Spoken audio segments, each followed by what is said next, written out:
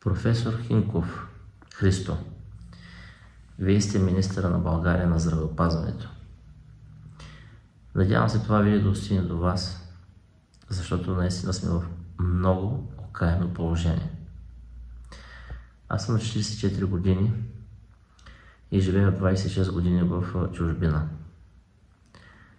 Преди 6 дена се наложи да мина по бизнес пътуване из България и внезапно имах така малко болки и проблеми с вътрешни болести, язви, гастрити и така нататък. И се наложи поспешно да ме закарат в УБАЛ, Бургас. Имах доста лоши отношения с те наречените ваши колеги и точно това искам в момента да кажа, за да стане малко така по-организирана здравеопазването в България, защото за съжаление 2023 година няма как да стане такива болници все още да имат. И това, което го кажа, ще го покажа с факти. Така, първият проблем е: повръщам кръв и при самото взимане започнаха да обиждат.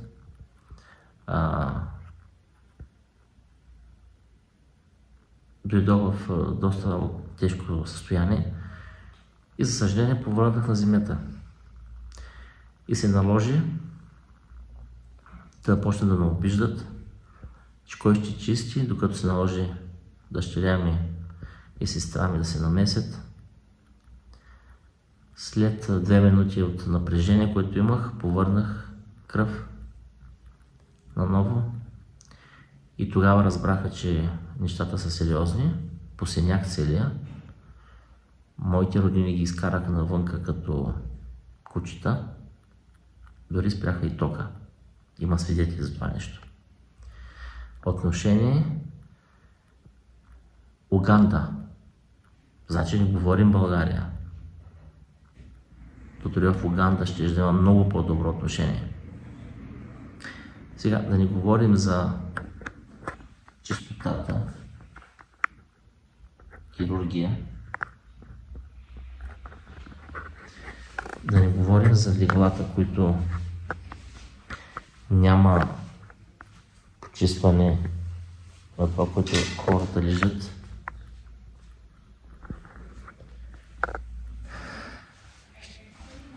Ще ви покажа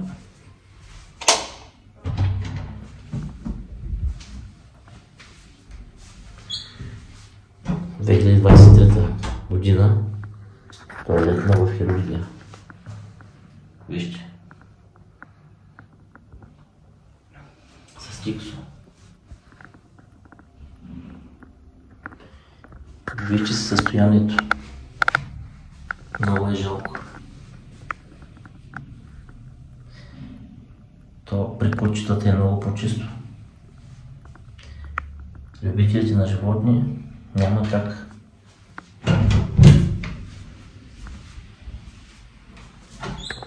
Да остават животните да живеят в такива места.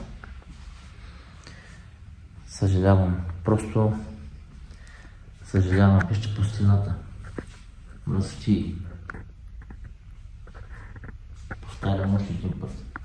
Кръв. И знаете ли какво ми направи впечатление? Да, наистина, положението ми беше много тежко. И в първия момент, когато живееш в чужбина, не можеш да имаш всички документи с тебе. Аз съм застрахован в чужбина, както ви казах, от 26 години. Но в първия момент сини карти и така нататък не съм си помислил, защото съм дошъл само за 2 дена. И още при взимане да ме лекуват, сутринта, значи събота и неделя нямаше как да се платят застраховките. Моето семейство ми обясни, че в понеделник ще бъде всичко наред с документацията. И директора на втора хирургия в УБАЛ, Васил Керанов, още при влизане започва да вика: този ли е човека, който няма осигуровки? И аз веднага ставам, колкото можех да говоря, защото бях с дренаж в носа. Сестра ми тя тук. Викам: докторе, много се извинявам, всичко ще бъде наред. Каквото трябва да се плати, ще се платя. И започват обидите. Вие знаете ли, идват хора, лекуват се и заминават. И му обяснявам, че мен това нещо не ме интересува. Какво прави с други хора? Аз знам, че те ме приеха в много сложно положение и аз съм готов, като гражданин на Република България, да се поема всичко, което е необходимо. Дори и в това положение, доволен съм, че все пак не са ме оставили, защото можеше да умра. Има страшно много случаи така, които хората не обръщат внимание и загиват хора. Обърнете внимание на всичко това, което казвам, и решете този проблем. И нека самия състав да е по-любящ, да не са толкова остри към болните хора, защото ние идваме и имаме нужда от тях. И те са се заклели в Хипократ, че ще служат на хората. Това са вашите работници, вашите служители. Професор Христо, бъдете човек и покажете, че наистина заслужавате това място. Извинявам се, че легнах, но не се чувствам все още добре, защото съм още на системи. И искам просто да покажа с това видео, че в много случаи чувствам се много зле, че мога да се нарека българин и да искам да употребявам нуждите на българска медицина и то по спешност. И няма в страна, която съм пътувал в Европа, да се отнася по този начин, след като пациента повръща кръв. Веднага всички идват, организират се с уважение, обясняват. И в момента съм почти 5 дена в болница.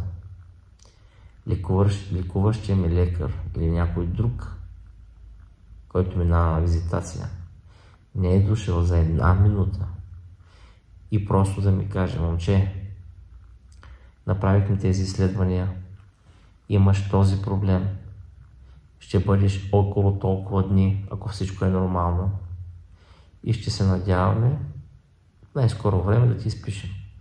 Аз ги питам нещо, примерно, идват на визитация: докторе, от 5 дена не съм ял нищо, ще ям ли? Ще ти кажа. Точно това ме говори. И то в движение, без да обясняват нищо. Влизам в кабинета, който са сестрите. Виждам един лекар. Докторе, може един въпрос? Не може. Ми затваря вратата. Как е възможно такива хора да бъдат на такива места? Моля ви, пратете. Веднага пратете, за да видите всичко това на място, което аз своята ви казвам. Заминават души. Невинни хора умират. Обал, Бургас. Съжалявам. Никакво уважение. Добре, със сигурност има хора, които злоупотребяват с медицината и се възползват. Но не всички сме на това ниво. Дори и тези хора пак трябва да се обърнат с уважение към тях. Разбирам, че има друго ниво на култура, друго ниво на общение. Но ти, господин доктор, си дал клетва да служиш на народа. Иначе това място не е за теб. Трябва да се обясни на самият пациент неговото положение, как се лекува, и той вече да си приеме отношението и това, което на него е необходимо. Аз 5 дена се чувствам като куче, изхвърлено. без никакво уважение. И накрая, като му викам, като му казах, че слушайте, имаме платени застраховки за 5 години назад, платихме около 2000 лева, защото той при самото идване, доктор Васил, първата му дума беше: ма ти си без застраховки, в смисъл да има лекуват. Значи и застраховки да нямаме осигуровки. Така ли трябва да бъде отношението? Питам ви. В понеделник до 12 всичко ми беше оправено. Платено, с зеления печат и докарано. Къде да се плати събота и неделя, когато всичко е затворено? Аз влязах в петък 11 вечерта. И пак казвам, аз съм в чужбина. Всички документации са в чужбина. Нямах време да задвижа нещата. И се изкарах и в България застраховки. Казах му, пари не е проблем. Но не по този начин.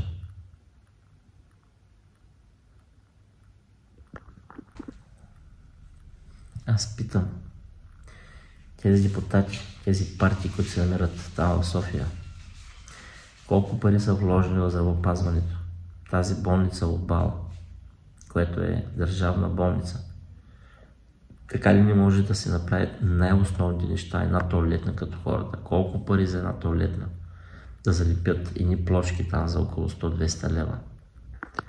Няма ли как да стане почистване с най-различни болечки, пайжени? Вижте какво положение. Държавна болница